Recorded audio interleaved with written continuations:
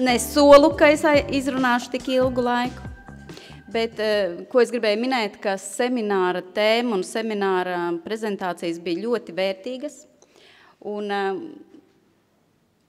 paldies organizatoriem, ko uzaicināja ar mani uzlikt šo te punktu. Mēs dzirdējām Tinas Tērneres The Best sākumā, un es pieļauju, ka tāpēc arī es esmu beigās kā The Best. Un tomēr man radās viens jautājums, un iespējams arī kādam no jums, radās tas jautājums, vai mums ir skaidri saprotams, kāda tad dokumentu paka mums ir nepieciešama, lai apliecinātu, ka mūsu iepakojums ir pārstrādājums. Un ja nav, tad es ticu, ka no vienas puses Nordic Plast, kā liels pārstrādes uzņēmums, un otras puses laboratorija ar savu zinātnisko pieeju var kopā sadarbojoties, kā Sandra minēja, kopā sadarbojoties, mēs varam sniegt jums lielu atbalstu, lai jūs vieglāk iekļautu šajā jaunajā nodokļu sistēmā. Rastu risinājumus, kā mazināt savus izdevumus ar jūsu radīto iepakojumu. Tātad Siena Nordic Plast, kā jau mēs dzirdējām arī mūsu direktora Andri, mēs esam viens no lielākais otrreizējo izēvielu pārstrādātājs Baltijā. Mūsu pamatprodukts ir polipropilēna un polietilēna otrreizējais materiāls, respektīvi mēs pārstrādājam atkritumus. Un mums ir pietiekoša kompetence, lai sniegtu jums uzņēmēju un ražotāju apliecinājumu, pamatojoties uz akreditētas laboratorijas rezultātiem, ka iepakojums ir pārstrādājums vai nav pārstrādājums. Nu, lūk, un kopš es esmu pirmo reizi nonācu Nordic Plast telpās un ražošanā, tas bija darba intervija, un direktors vadāja mani par šo ražošanu, ieraugot tos milzīgos iepakojuma kalnus, tās ķīpas ar atkritumiem un to, ko šis uzņēmums izdara gala rezultātā, kāds darbs tiek ieguldīts, lai mūsu radītos atkritumus pārvērstu jau otrreizējā produktā un izdarītu ko labu ne tikai Latvijai, bet es domāju arī plašākā apmērā. Es esmu ļoti lepna par mūsu uzņēmumu. Un mūsu uzņēmums ir ļoti inovatīvs un radošs. Mums ir radoša komanda tieši ražošanas jomā, jo mēs patstāvīgi strādājam pie jaunu risinājumu radīšanas un jaunu produktu radīšanas, kā rezultātā jūs redzēt, mēs esam saņēmuši vairākas starptautiskas balvas un apliecinājums, ka mēs sniedzam savu ieguldījumu, lai atgrieztu atkritumus aprits ekonomikā vēlreiz. Kā tad mēs nonācām šeit ar šo laboratoriju?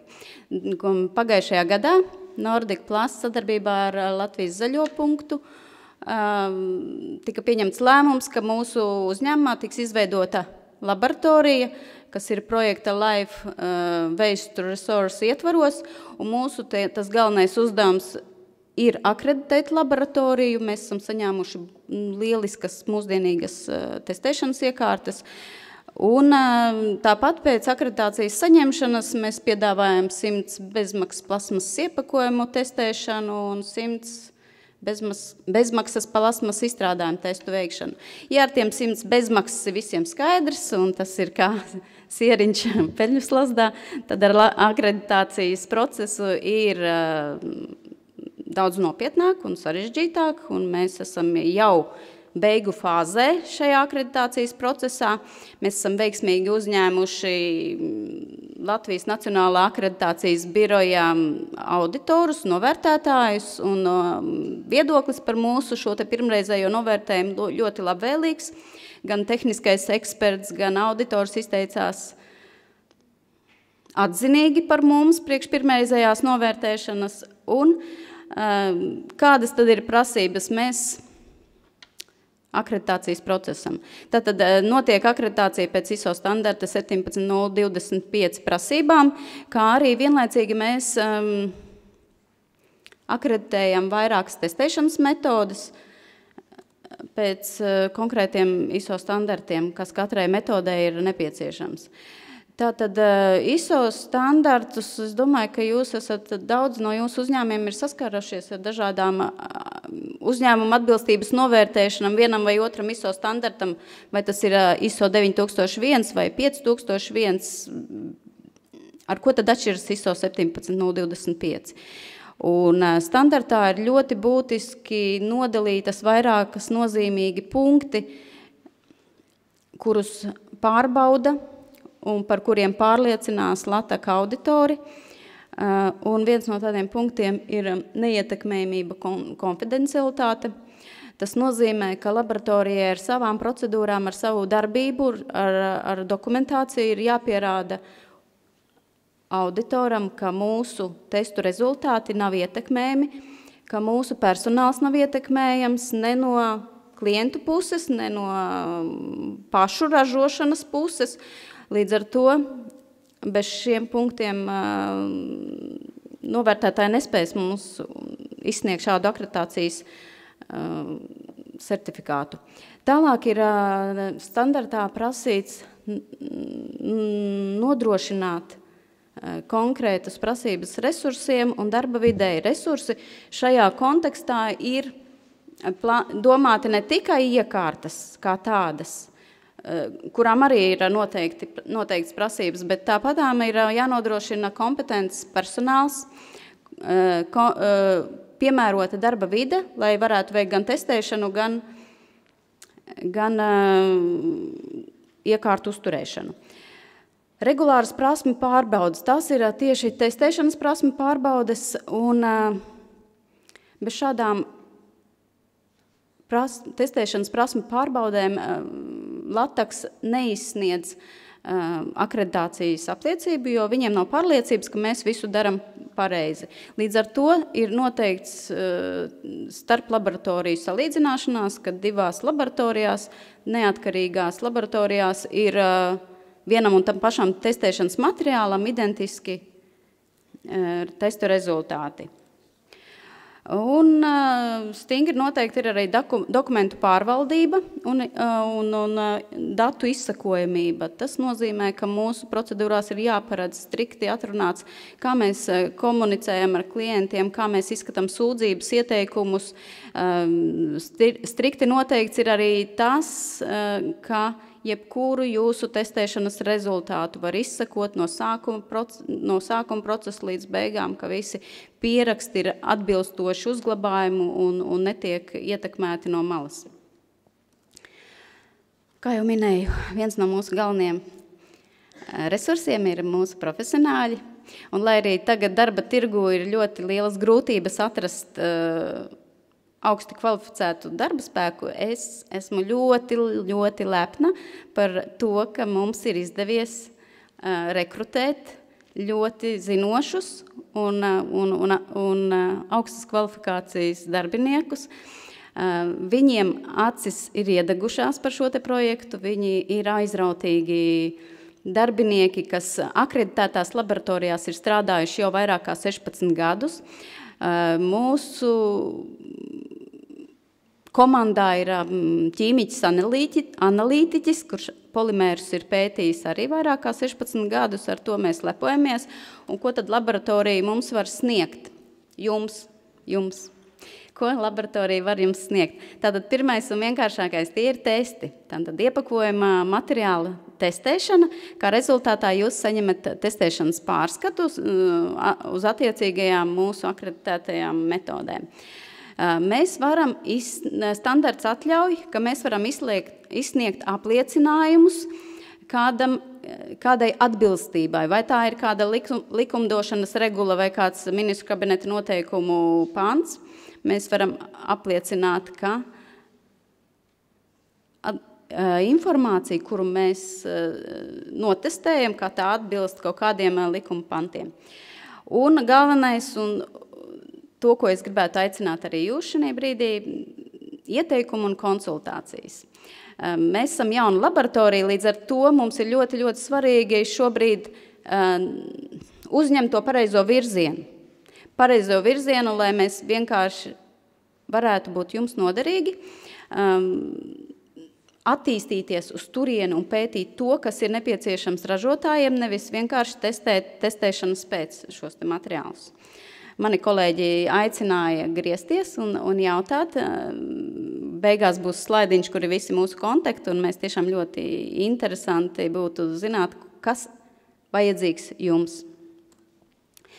Nedaudz pieskaršos tām metodēm, testēšanas metodēm, kas šobrīd ir akreditācijas procesu beigu fāzē, un tas ir masas plūsmas ātruma noteikšana polietilēnam, polipropilēnam, pēc attiecīgā ISO standarta, kur jūs visu varat izlasīt, un tuvākajā laikā ir plānots ieviest arī šo testēšanas metodu arī PET iepakojumam. Tāpat arī nodots akreditācijas procesā diferenciālā skenēšanas kalorimetrija. Vēlāk būs viens neliels video, kur jūs varēsiet redzēt arī dzīvē, kā tas izskatās. Polimēru materiālu pelnu noteikšana, tātad ātrā pārpelnošana pēc ISO 3251 standarta, un drīzumā plānots ieviest tādu metodi kā stiepas īpašību noteikšana. Un solītais video, viņš nav garš, viņš ir nedaudz garāks par 3 minūtēm. Mēs atrodamies polimēru pārstrādes uzņēmuma Nordic-Plast jaunizveidotajā polimēru testēšanas laboratorijā. Šajā laboratorijā mēs pārbaudām Latvijā pieejamo plastmasas iepakojumu pārstrādājamību. Projekts tapis ar Eiropas Savienības LIFE projektu līdzfinansējumu. Projektu īstenojam sadarbībā ar Latvijas Zaļo punktu. Tā mērķis ir veicināt plastmasas iepakojumu pārstrādājamību Latvijā. Testēt savus iepakojumus aicināti ražotāji gan no Latvijas, gan no citām valstīm. Eiropas Savienības direktīvās noteiktas augstas prasības atkrituma apjoma samazināšanai un pārstrādē. Tāpēc šis ir vērtīgs risinājums, lai jau pirms ražošanas pārliecinātos, ka iepakojums ir derīgs pārstrādē Latvijā. Viena iepakojuma testēšana atkarībā no materiāla aizņem no 1 līdz 3 dienām. Šīs darbības mēs veiksim ar vairāku iekārtu palīdzību. Kā pirmā iekārta, ar ko mēs sākam, ir FTIRS. Ar tālu infrasarkanās gaismas palīdzību šauj pa iepakojumu. No šī šāviena viņš saņem atpakaļ spektru, kas ir polimēram, no kā ir veidots iepakojums. Šo spektru viņš salīdzina ar datubāzi, kas ir iekārtā, un pasaka mums, kas ir šis par polimēru un potenciālās sastāvdaļas, kas ir izmantotas iepakojumu ražošanā. Kad esam uzzinājuši iepakojuma pamata polimēru, mēs varam vērsties jau pie nākamajām iekārtām. Nākamā būs MFI iekārta, ar kuru mēs varam noteikt plūstamību. Bet ne tikai plūstamība mums pateiks par iepakojumu, cik tas ir labs, bet šī testa laikā izveidojas tāds kā stiebriņš. No šī stiebriņa mēs redzam, cik tas ir gluds vai grubuļains, kas mums pasaka priekšā, cik viegli šo produktu būs pārstrādāt, kā arī šo stiebriņu mēs varam palocīt un pārbaudīt viņa izturību un lokanību, kas mums pasaka ļoti daudz par polimēra fizikālajām īpašībām. Ar DSC iekārtas palīdzību mēs izkausējam polimēru, un izkausējot polimēru mēs iegūstam diagrammu. Šajā diagrammā parādās citu polimēru, kā arī bāzes polimēru izkušanas pīķi, un no šiem pīķiem mēs orientējoši varam noteikt, cik daudz ir citu polimēru pieaugumu. Tad mēs nonākam līdz pelnu satura noteikšanas krāsniņai, kurā ir pavisam vienkārši, mēs nosvaram paraugu pirms un pēc sadedzināšanas. Un pāri palikušie pelni tad ir pieaugumi, kas neizkūst pārstrādes procesā, kuri, protams, traucēs pārstrādē.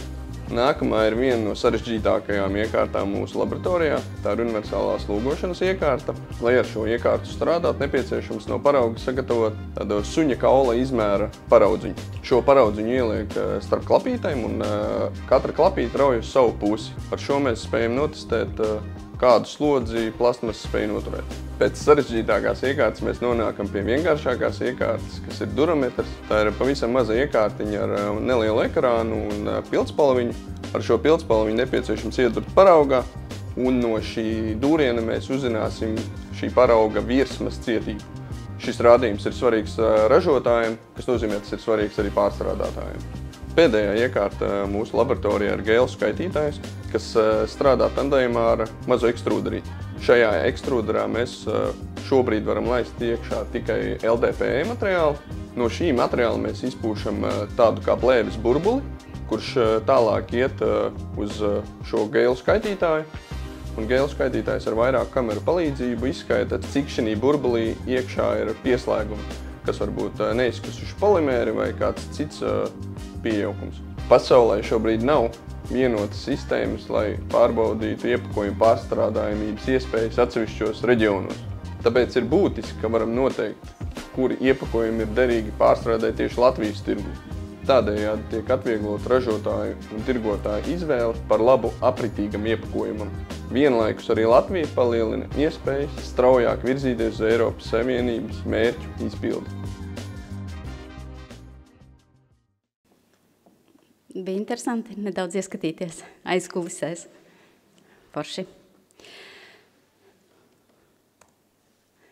Lūk, te mēs esam pie mūsu kontaktiem, un vēlreiz gribētu aicināt jūs visus. Jūs varat noteikti uzdot tagad jautājumus, bet mēs ļoti esam atvērti jebkuriem jautājumiem, arī uz e-pastu, jo tad mēs varēsim plašāk un katrs pēc savām kompetencēm atbildēt uz tiem, jo šobrīd es pārstāvu laboratoriju kā kvalitātes vadītājs. Noteikti būs daudz jautājumu, kas ir tieši par testēšanu, par rezultātiem, par pārstrādi, bet kopā mēs uzņēmumā varam jūs atbalstīt šajā nesaprotamajā un mistiskajā nodokļu reformā. Paldies! Paldies, Kristīnai!